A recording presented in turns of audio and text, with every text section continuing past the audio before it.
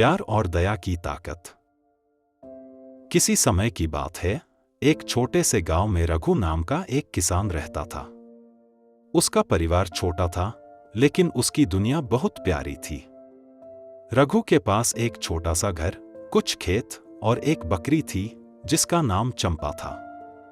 चंपा सिर्फ एक बकरी नहीं थी, बल्कि रघु और उसके बेटे गोपाल की जान थी। गोपाल की मां का देहांत तब हुआ था जब वह सिर्फ 3 साल का था। उसकी मां के जाने के बाद रघु ने उसे बड़ी मुश्किलों से पाला। चंपा ने भी इस परिवार के सुख दुख में साथ दिया। जब भी गोपाल रोता, चंपा उसे पुचकारती और उसकी मासूम हंसी वापस ला देती। चंपा सिर्फ एक दूध देने वाली बकरी नहीं थी, उसका दूध पूरे गांव में मशहूर था। रघु उसी दूध को बेचकर अपने घर का खर्च चलाता था। चंपा ने इस परिवार को सहारा दिया था जब उनके पास कुछ भी नहीं था। गोपाल भी चंपा से बहुत प्यार करता था। हर सुबह वह उसे नहलाता, घास खिलाता और शाम को उसके गले में फूलों की माला पहनाता। कभी कभी वह उससे बातें करता, मानो वह उसकी मां हो। चंपा, अगर तुम न होती तो मैं क्या करता? और चंपा उसकी बातें समझने की कोशिश में प्यार से अपनी आंखें झपकाती। साल बीतते गए। गोपाल बड़ा होने लगा। रघु को लगा कि उसके घर में एक औरत का होना जरूरी है जो घर की देखभाल कर सके और गोपाल को मां जैसा प्यार दे सके। रघु ने गांव की एक महिला, शांता, से शादी कर ली।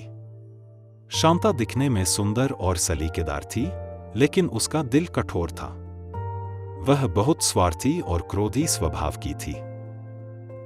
जब शांता घर में आई तो उसे यह देखकर हैरानी हुई कि रघु और गोपाल चंपा को इतना महत्व देते हैं। उसे यह बिल्कुल अच्छा नहीं लगा।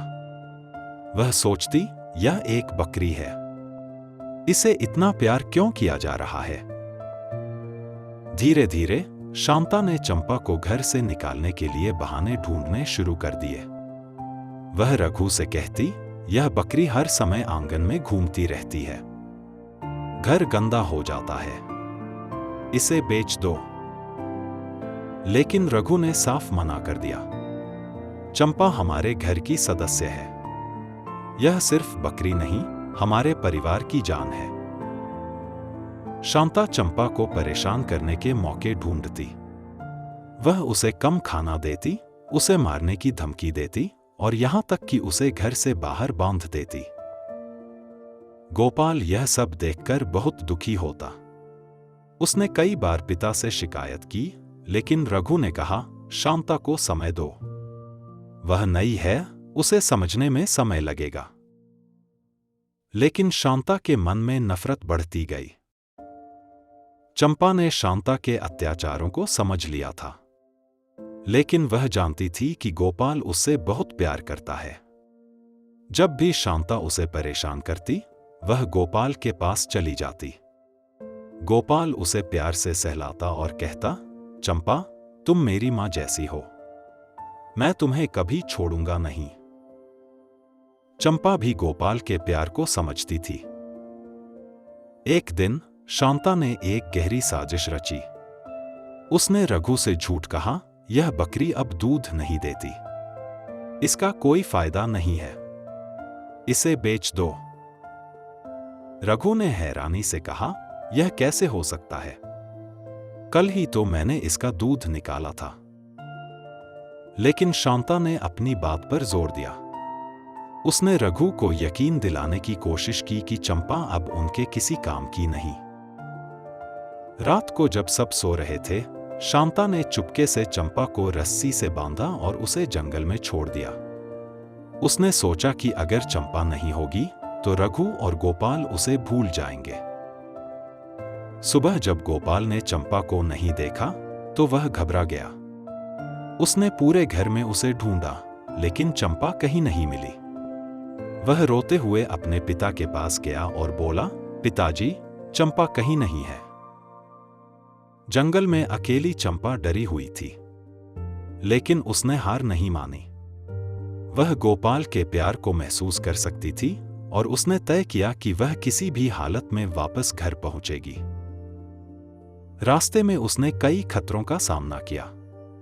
एक बार भूखे भेड़ियों ने उसका पीछा किया, लेकिन चंपा चालाकी से एक गुफा में छिप गई और खुद को बचा लिया। अगले दिन वह सुबह सुबह फिर से चल पड़ी। उसे रास्ता नहीं पता था, लेकिन गोपाल का चेहरा उसे हिम्मत देता रहा।